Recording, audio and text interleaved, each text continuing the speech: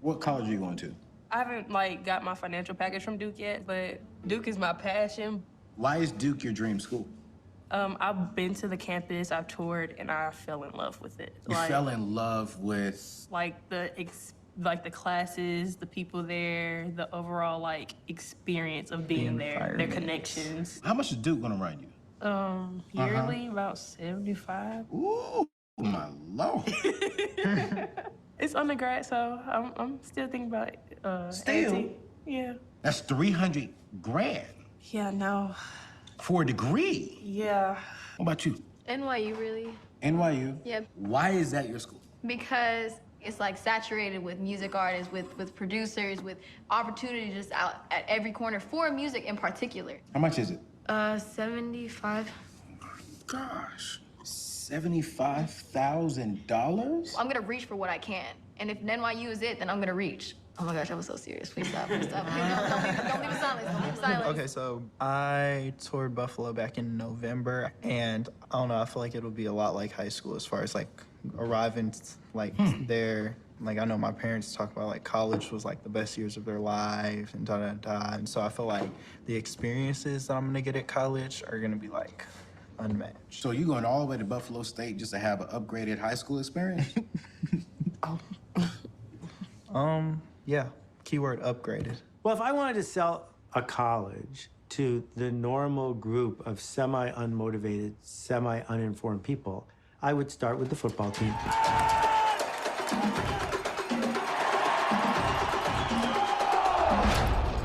I would move on to the parties.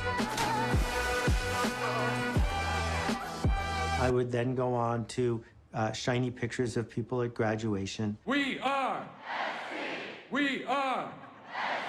I wouldn't mention student debt. I wouldn't mention all the hours you have in between class because most colleges aren't good at helping people through that. Picking a school is a complicated process between applications and essays and costs and visitation and the stuff out there on the web. It's just overwhelming. The average person doesn't know what to look for because this isn't their world. And then all of a sudden you get thrust into it and it's information overload, and how do you synthesize it into something that makes a whole lot of sense? The new 30th edition of Best Colleges was just released this morning, and we've got it. Brian Kelly is editor of U.S. News and World Report. Good to see you again, Brian Kelly. Hi, Kim. This is getting to be an annual visit, and we like it. If you were to ask me what's the worst thing that has happened to higher education in the last 20 or 30 years, I would say, unabashedly, a fledgling magazine decided to start ranking colleges. Which schools will have the greatest chance of giving you the American dream? The usual suspects, I have to say, Princeton, Harvard, Yale, Columbia, Stanford are the top five. The whole world wants to go to these places. Education is a brand now. It's a label. It's an industry. One of the things U.S. News and World Report measures is the percentage of people the college rejects. That the more people you reject, the better college you must be. I always look at their alumni. They're very loyal alumni. People who go to Princeton love Princeton. They give it money, they come back, they stay engaged with the school. That makes a difference. And then they came with this ever-evolving matrix of points, really important things like your reputation, how other people think about you. It turns into a higher ed arms race. It's like Nikes versus Gucci. They're both shoes, they both work the same, but one has more value because of the name. Some colleges figured out if they made their dorms nicer or their gyms fancier, more people would want to come. What's up with their dorms? What do they have? Beautiful campus, Yeah. 10 different residence halls. There's a food service. It's pretty awesome. Looks nice. Beautiful. If more people wanted to come, they discovered that U.S. News and World Report would rank them higher. Do you accept bribes? Only very large ones. I have been lobbied by some of the finest people in the world. If U.S. News and World Report ranked them higher, more people wanted to come. If more people wanted to come, they could charge more because their piece of paper was worth more. So the ratchet kept turning, and it kept turning, and it kept turning. The parents are demanding it.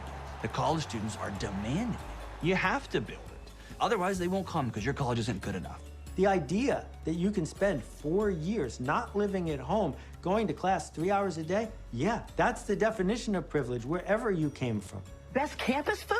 I mean, it is fabulous. Wow.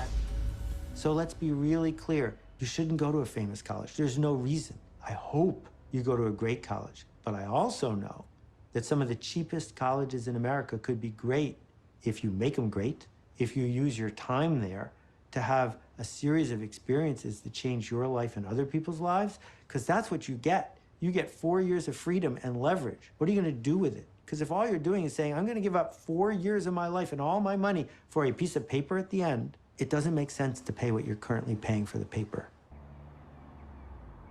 What really was apparent to me was how much debt can be that ball and chain on your ankle when you actually hop into the real world. Once you can change that mental state of debt actually doesn't have to be an option, I can do this a different way, there's a newfound freedom that comes with that. Going forward with school, I knew that I wanted to pay for it. Later on in my senior year, I went and toured Wisconsin Lutheran College. I went to the school with the mindset, I'm gonna hate this. I was thinking, am I shorting myself by going to a small school? Will I be able to get the job I want to because I went to a no-name school? Everybody knows University of Wisconsin-Madison, the Badgers. How many people know the Wisconsin Lutheran College Warriors? As exciting as D3 football is, I knew we weren't gonna be known for that. But then, when that tuition bill came, paired with some scholarships that I earned in high school, meant I wouldn't be going in debt my first year. That was an eye-opener. I'm convinced that most of the mistakes around college are simply college choice. It's that simple. 30 years ago, the difference in cost of a community college, a state school, and a private school was not a lot. And the difference in what you got 30 years ago in terms of the quality of education was a lot.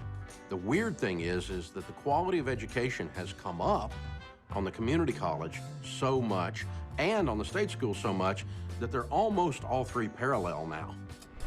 But the cost went dramatically different. But here's the thing, a lot of people get the basic knowledge of business, the basic knowledge of a communications, the basic knowledge in the IT field at a community college and get a really good career out of it. Information is just much more accessible now than it was 30 years ago to the average person. So let's talk for a second about whether you should go to college at all. Given that every single course at MIT is available online for free, given that with motivation, you could cover 4 years of college coursework in a year, that there are ways to cobble together what you would learn in college and even show up with a degree without going in the front door, without paying full price.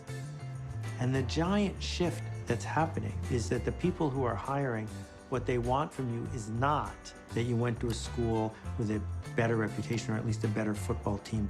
What they want from you is the real skills: creativity, honesty, directness, leadership, resilience. And I think we've got to strip away the easy and fun part, stop rewarding it, stop confusing it with a useful signal, and instead get back to the hard part, which is how are we going to be productive, generous human beings?